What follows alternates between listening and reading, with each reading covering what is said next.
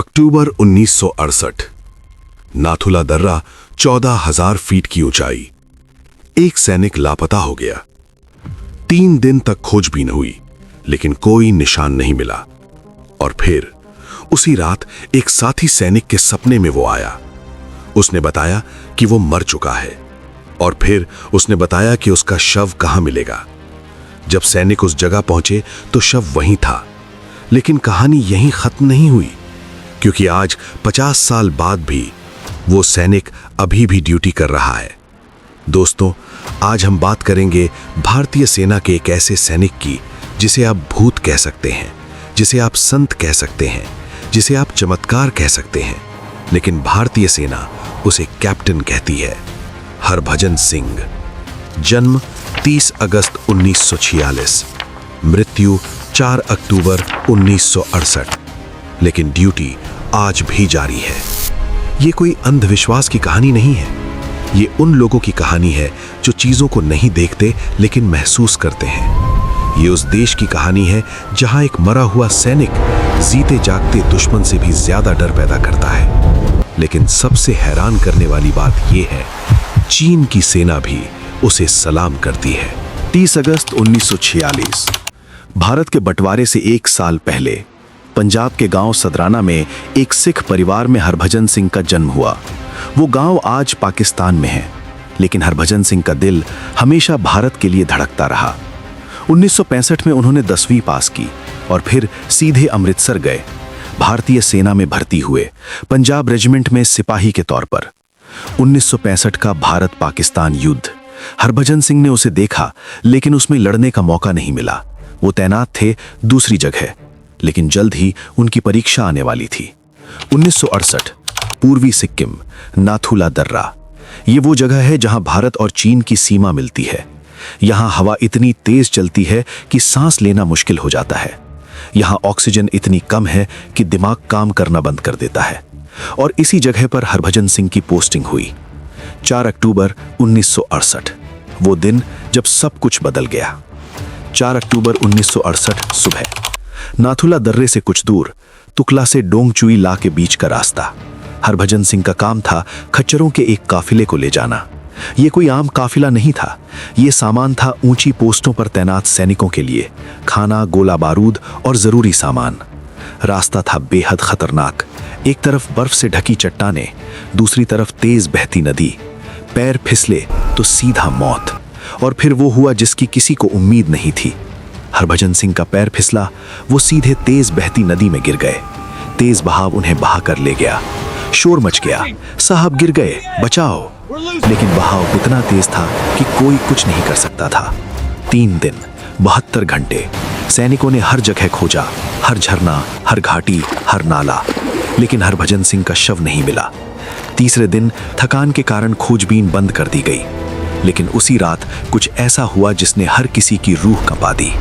उसी रात हरभजन सिंह की यूनिट का एक सैनिक सो रहा था। अचानक उसकी आंख खुली। वो पसीने से तर था, क्योंकि उसने सपना देखा था हरभजन सिंह का।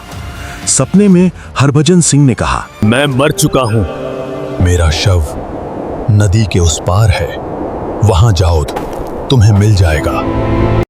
सैनिक ने सोचा ये सिर्फ सपना है, भूल जाओ। लेकिन अगली रात फिर वही सपना, और फिर तीसरी रात।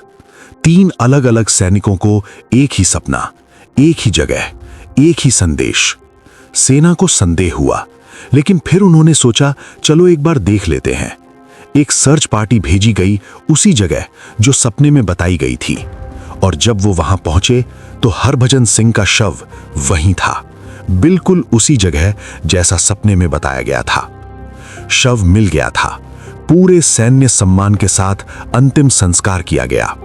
लेकिन कहानी खत्म नहीं हुई थी, क्योंकि उसी रात फिर से सपना आया। हरभजन सिंह ने कहा, मेरी समाधि बनाओ उसी जगह जहां मेरा शव मिला था। यहीं रहूंगा, ड्यूटी करता रहूंगा। सेना ने वहां समाधि बना दी। 14,000 फीट की ऊंचाई पर, जहां ऑक्सीजन कम है, जहां हवा का तापमान 0 से नीचे चला जाता है, वहां एक कमरा बनाया गया जिसमें हरभजन सिंह की तस्वीर है, उनके जूते हैं, उनकी वर्दी है। लेकिन फिर चीजें अजीब होने लगीं। हर सुबह वर्दी साफ होती थी, लेकिन जूतों पर कीचड़ लगी होती थी। बिस्तर की चादर पर सिलवटें होती थीं, जैसे कोई सोया हो। और ये सिर्फ एक दिन नहीं, रोज। तभी सेना ने एक ऐसा फैसला लिया जिसकी कल्पना भी नहीं की जा सकती। भारतीय सेना ने फैसला किया, अगर हरभजन सिंह अभी भी ड्यूटी कर रहे हैं तो उन्हें वो सब कुछ मिलेगा जो एक सैनिक को मिलता है। पहला, रैंक। हरभजन सिंह को मरणोपरांत कैप्टन बना दिया गया। एक सिपाही से सीधे कैप्टन। और ये सिर्फ कागजी कार्रवाई नहीं थी। दूसरा, वेतन। हर महीने उनके नाम पर तनख्वाह जारी होती है और वो तनख्वाह उनकी मां को भेजी जाती थी। सालों तक, जब तक उनकी मां जिंदा थी, उन्हें वो पैसे मिलते रहे। तीसरा, छुट्टी। हर साल 14 सितंबर से 2 महीने की छुट्टी। एक जीप उनका सामान लेकर निकलती है नाथुला से न्यू जलपाईगुड़ी रेलवे स्टेशन तक। वहां से ट्रेन पंजाब के कपूरथला जिले के गांव कूका तक जाती है और ट्रेन में एक सीट खाली छोड़ी जाती है, बाबा हरभजन सिंह के लिए। 2 सैनिक उनके साथ होते हैं, सामान लेकर उनके घर जाते हैं। 1 महीने बाद वापस लौटते हैं। और ये रिवाज तब तक चला जब तक 2006 में उनकी रिटायरमेंट नहीं हो गई। लेकिन अब तक उनकी एक और पहचान बन चुकी थी, एक पहचान जो दुश्मन देश तक फैल गई। नाथुला दर्रे पर भारत और चीन के बीच अक्सर फ्लैग मीटिंग होती है। दोनों देशों के सैनिक आपस में मिलते हैं, बातचीत करते हैं। और इन मीटिंग्स में एक अजीब परंपरा है, एक कुर्सी हमेशा खाली रखी जाती है। भारतीय सेना के लिए नहीं, चीनी सेना के लिए नहीं, बल्कि कैप्टन हरभजन सिंह के लिए। जी हां, चीन की सेना जो भारत की दुश्मन है, वो हरभजन सिंह को मानती है। वो उनकी समाधि का सम्मान करती है और वो कहती है, बाबा हमारी भी रक्षा करते हैं। क्यों? क्योंकि कहा जाता है कि जब भी भारत चीन के बीच तनाव बढ़ता है, हरभजन सिंह सपने में आकर सैनिकों को चेतावनी देते हैं, 3 दिन पहले, तैयार रहो, हमला होने वाला है। और वो चेतावनी सच साबित होती है।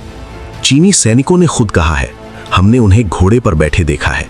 वो रात में गश्त करते हैं और इसलिए वो एक कुर्सी खाली छोड़ते हैं, सम्मान में, डर में या विश्वास में, जो भी हो।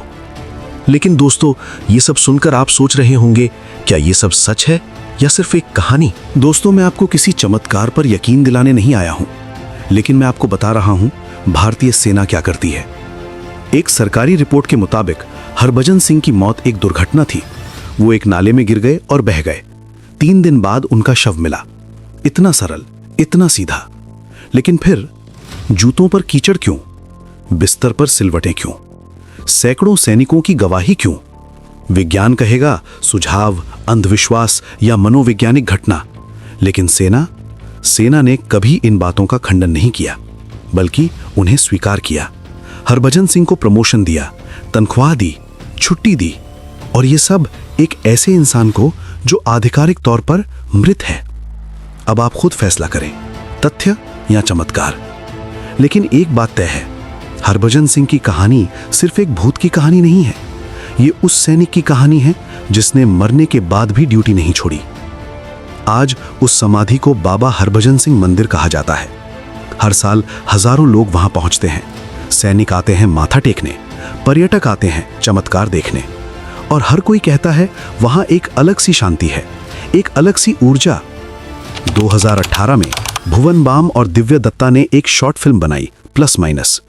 वो फिल्म हरभजन सिंह की कहानी पर आधारित थी और वो फिल्म फिल्म फेयर अवार्ड जीत गई। लेकिन असली सम्मान वो है जो सेना हर दिन देती है। हर शाम समाधि के सामने गार्ड बदला जाता है, हर सुबह वर्दी को साफ किया जाता है और हर रात बिस्तर बिछाया जाता है जैसे कोई आने वाला हो। कोई कहे चमत्कार, कोई कहे अंधविश्वास, लेकिन एक बात तय है, जब एक पूरी सेना अपने मरे हुए साथी को सलाम करती है तो वो सिर्फ एक कहानी नहीं रह जाती, वो एक परंपरा बन जाती है, वो एक विश्वास बन जाती है। और दोस्तों, विश्वास से बड़ी कोई ताकत नहीं होती। दोस्तों, 4 अक्टूबर 1968 को हरभजन सिंह का शरीर मर गया था, लेकिन उनकी आत्मा आज भी नाथुला की बर्फीली हवाओं में घूमती है। आज भी वो गश्त करते हैं, आज भी वो जागते हैं ताकि दूसरे सो सकें। मेजर मोहित शर्मा ने अपनी जान दी दुश्मनों को मारने के लिए। कैप्टन हरवंश सिंह ने अपनी जान दांव पर लगाई दुश्मनों को बचाने के लिए। और बाबा हरभजन सिंह, उन्होंने मौत को भी हरा दिया, सिर्फ इसलिए ताकि ड्यूटी ना छूटे। तीनों की कहानियां अलग हैं, लेकिन तीनों एक ही चीज सिखाती हैं। एक सैनिक की ड्यूटी कभी खत्म नहीं होती, ना तो दुश्मन के सामने, न ही मौत के सामने। बाबा हरभजन सिंह की जय। जय हिंद। क्या आपको लगता है ये सच है? कमेंट में बताओ।